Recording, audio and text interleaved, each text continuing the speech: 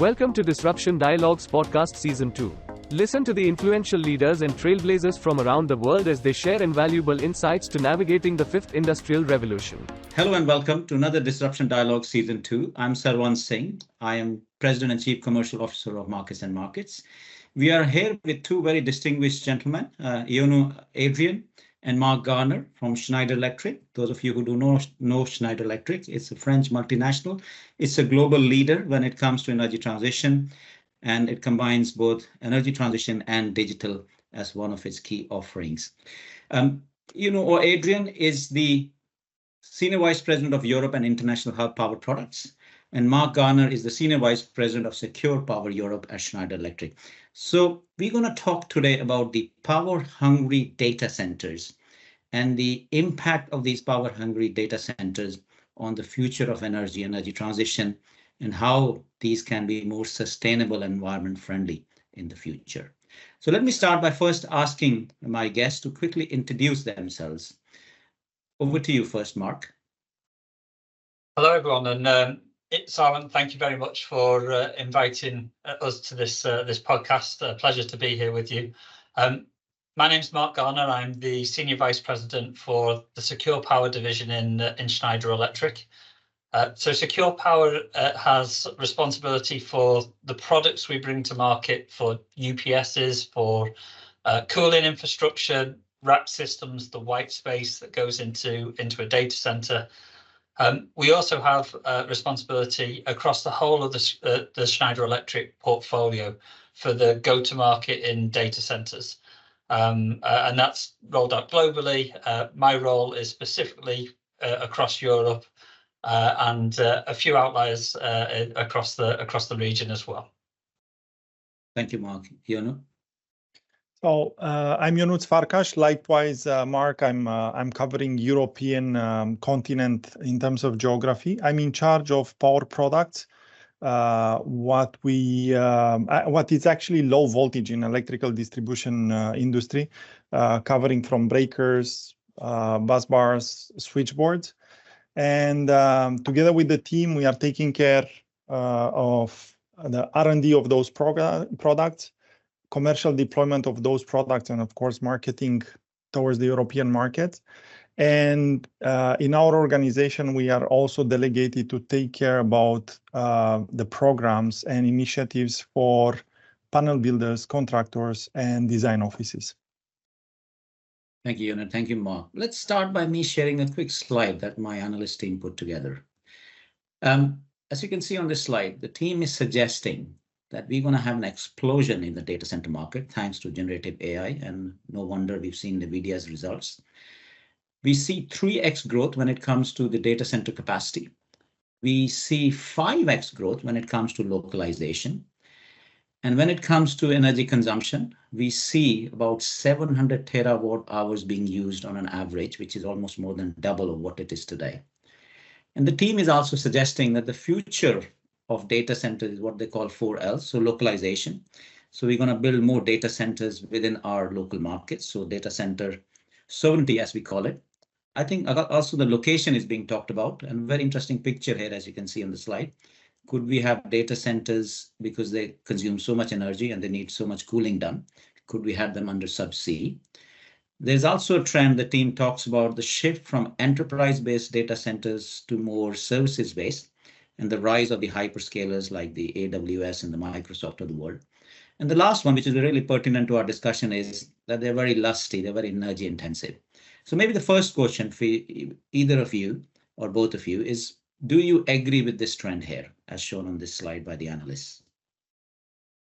So maybe if I could start here, very much so, yes. I mean, the percentages vary depending on which analyst is reporting, but the output is pretty much the same wherever you look at it. The CAGR is significant. It's going to be 20% plus. The requirements of a data center is going to be significant in terms of the size that they're building out. If you consider what's happened over, I've been in this industry now for nearly 6 years. When I started, the build program for a data center and for a hall was around 2 megawatts. now 2 to 5 megawatts, and now we're looking at 40 megawatt builds as a minimum, really, for a data center to come to market. So that's going to continue. That growth continues significantly. I think there's one bit that I maybe add into the slide there, that generative AI is certainly going to drive growth. No doubt about that. The industry here in Europe, though, has a challenge already at the moment. The vacancy rates are really low in terms of what's available within the data center industry at the moment. So we have to build more data centers to support the data demands of today. The AI is on top, generative AI is on top of this, and that's going to really accelerate that boom to the next level, where you see that terawatt hour usage go from the 40 terawatt hours at the moment to probably 700 plus in a few years' time. I couldn't agree more. Just to complement on what Mark said, I believe that the world is moving away from a centralized energy distribution model to more diversified solution, and data center it's in the middle of that. So the existing smart technologies can help, leveraging on site by bringing also renewable energy generation. And this will move a bit the data centers, not only by being a huge consumer, but also prosumer in some specific cases. And to complement on this specific topic, I guess the biggest challenge for Europe nowadays, it's the network congestion, especially in the western part of the continent. Which maybe US and China do not have as a similar challenge nowadays. Thank you. So maybe just moving on.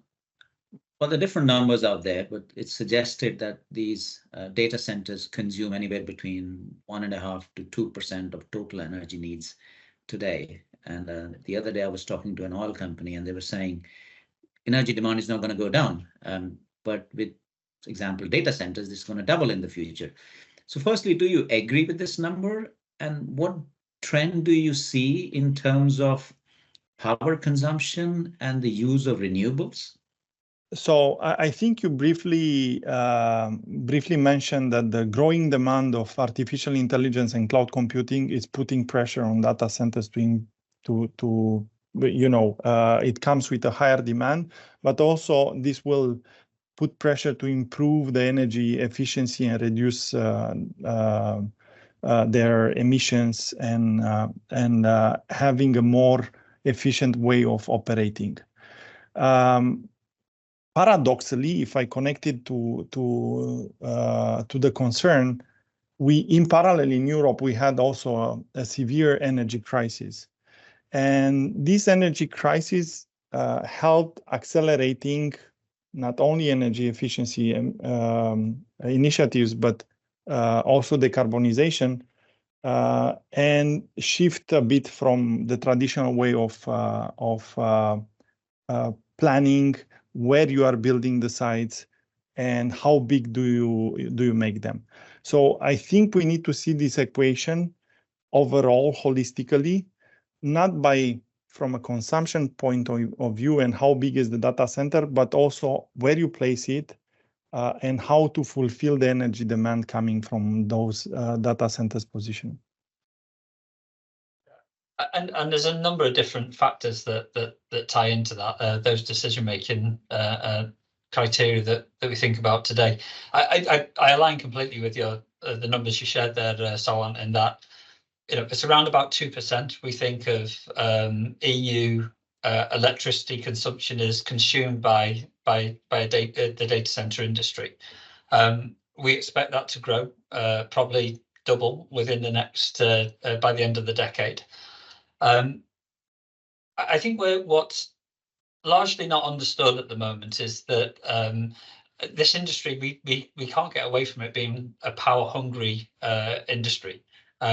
Ultimately, the servers and the deployment of the server to support the data needs of the world today, everything we touch generates data, whether it's your intelligent house, the phone that you've got in your pocket, the medium that you're watching this this podcast on today. It's all driving data, and we can't get away from that fact. If that's going to require power. We have this industry is ultimately going to require more power and output from it. I think what's lost a little bit in some of this conversation, though, and to maybe a requirement that we have to implement to change some of the rhetoric, is there's a huge amount that's been done to drive efficiency in data centers. PUE, which is power usage effectiveness. Ultimately, if you put 1 unit of power in, get 1 unit of power out, you're 100% effective in terms of how you're using that power.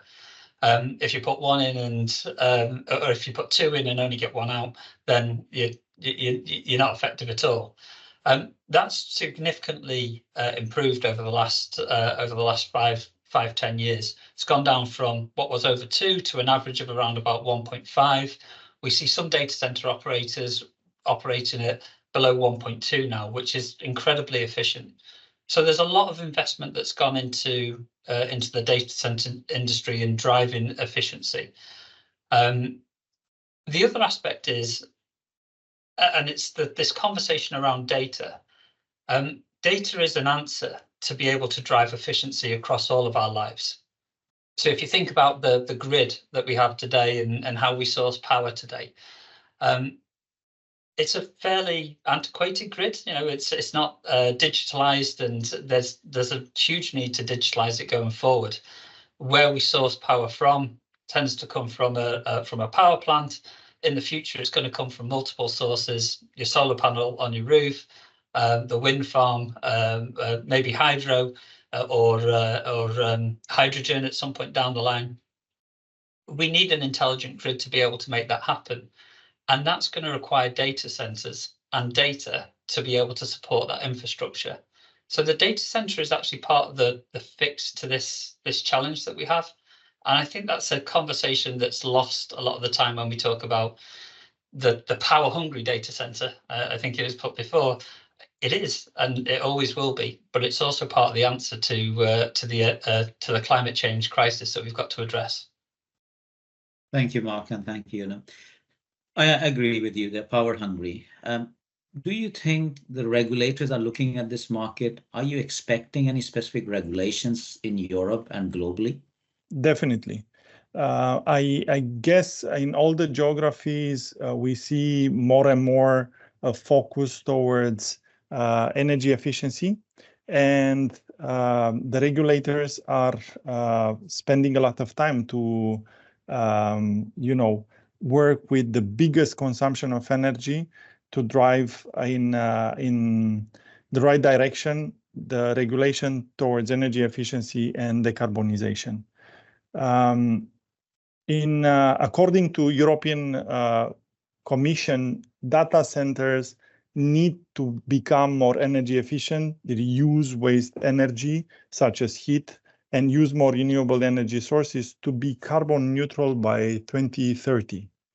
Therefore, Europe's climate, energy policies and data centers regulations push for adoption of renewables and energy management solutions to enable new generation of sustainable data centers.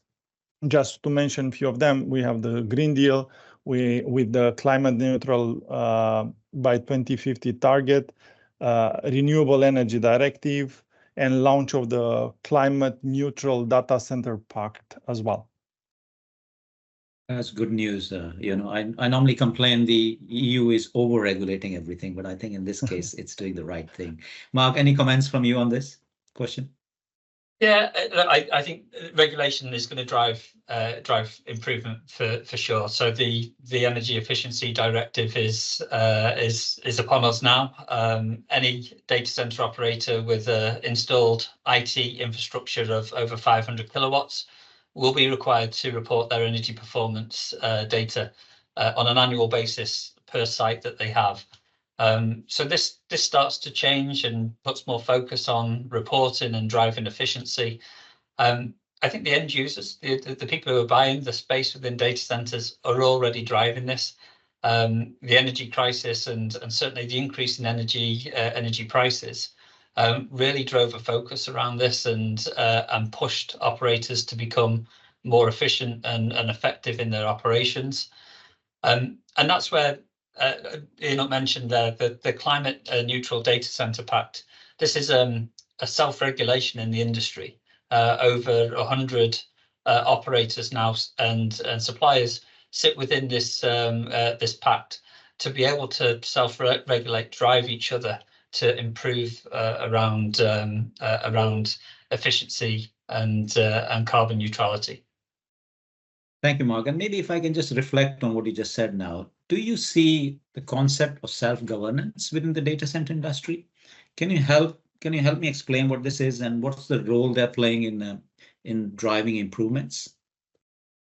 I think the Climate Neutral Data Center Pact is a great example of it. It's the top operators out there that are sharing best practices to be able to improve their power usage and improve their output.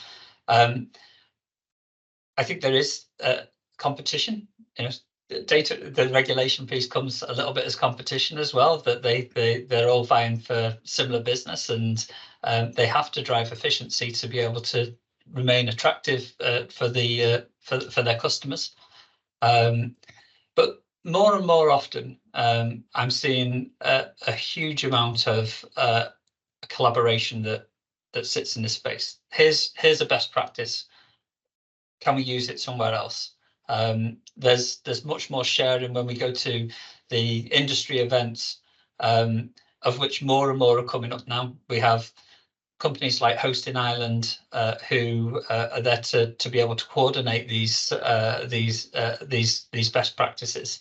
The Denmark data center industry now is very prevalent in this. We've just been to Kickstart in Amsterdam. A huge amount of discussion around these topics. That sharing and collaboration across the industry is very evident around how do we improve and drive better efficiency across our operations. That's good to hear, Mark. Anything to add to this, Ionut? No, I think Mark covered it pretty well. I guess the remaining key factor is more on how to drive innovation and implement new solutions to achieve those outcomes. Excellent. So tell me a little bit about what is Schneider's role in this sector, in this industry? Where to start? I think you mentioned at the beginning that Schneider is a solution provider for the data centers, but moreover, it's also helping those end users to build together with them the right technical solution and to make their operations safer, more efficient, and more reliable. So I would say that from my perspective, because we are one of the few suppliers that can offer end-to-end solution for the data centers, we are a specialist in this context to support them to drive their operations in the best optimal way. Moreover, we want to help them also in finding the right technical solution by working together with those partners in an early stage in order to co-develop our solutions as well that fits best to their needs. And that's a key part there as well, that this collaboration with the end user, looking for how they think they can drive efficiency in their designs and operation of their buildings. Largely, a lot of the technology required to drive efficiency exists, but there's always improvements to be made, particularly with this introduction of generative AI. This starts to change things with the requirement of liquid cooling, different cooling infrastructure to be able to meet the higher density demands that come with AI application.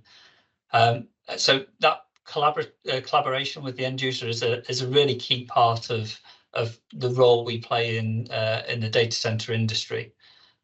There's a great example which I can talk about. We've just signed a case study with them to be able to talk about this.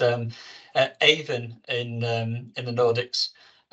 We've been working with them to utilize our UPS, GVX UPS technology, along with EcoStruxure microgrid. And essentially it allows the UPS to feed back into the grid and help drive stability on the grid if they need to feed energy back into it. So it's a fantastic way of saying that you've got this infrastructure that's in place. It exists, it's there. Can we use it in a slightly different way to help support the energy efficiency requirements of today? Actually, Mark, you open a very dear topic to my heart. You know that I spend a lot of time on R&D and onboarding partners in that. And at Schneider Electric, we want to develop specific offers that fit those customer needs. As you made the Avon example, I would like to complement with a couple of other ones. Okenlean, for example, it's a switchboard solution that we developed targeting this data center segment, and it saves more than 30% of the copper that we used in the past. And also because data centers are more and more keen in utilizing less space, this solution occupies 35% less space than its predecessor solution. Another solution is with another beautiful innovation that we bring. It's with our MasterPact MTZ Active, which provides real-time power monitoring and of course also measurement to reduce energy consumption. And during power outages, we have also a first in our industry QR code that allows fast identification of the root cause and also recommends the best remedy. And building on MasterPact, which is a breaker that exists in the market since 35 years, we also developed a circular MasterPact MTZ, which is tailored specifically to customer use that aims to reduce the carbon footprint by 45% actually, because it reduces material waste and emissions by reutilizing a breaker that was tested and validated in our factories.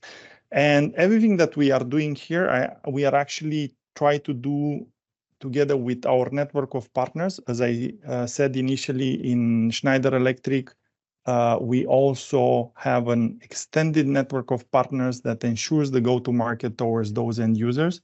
And we engage with those partners in different initiatives, again, to aim improving the operations of the data centers, but also the partners to engage and gain value towards decarbonization. So we have, for example, two elements. One is the Impact Awards, where we give prizes for our partners that are engaged in sustainability initiatives. And another one is the Sustainability School, where we offer free education to our partners and end users, our customers, what sustainability means in terms of operating their own business, how they can reduce their carbon footprint, but why not also how to leverage that to increase their business. Therefore, by doing so, aiming to leverage circularity, but also new innovations, we want to help the data centers on their journey to decarbonize. Moreover, because we look from an end user perspective, those connected products that are distributed across different facilities need to work seamlessly in a network digitally connected together. Thank you, Ed. That's very helpful. Maybe last question for me. In terms of the energy portfolio or data centers, do you see in the future we could have hydrogen, battery storage, other forms of energy powering these data centers? I think it's almost inevitable because of the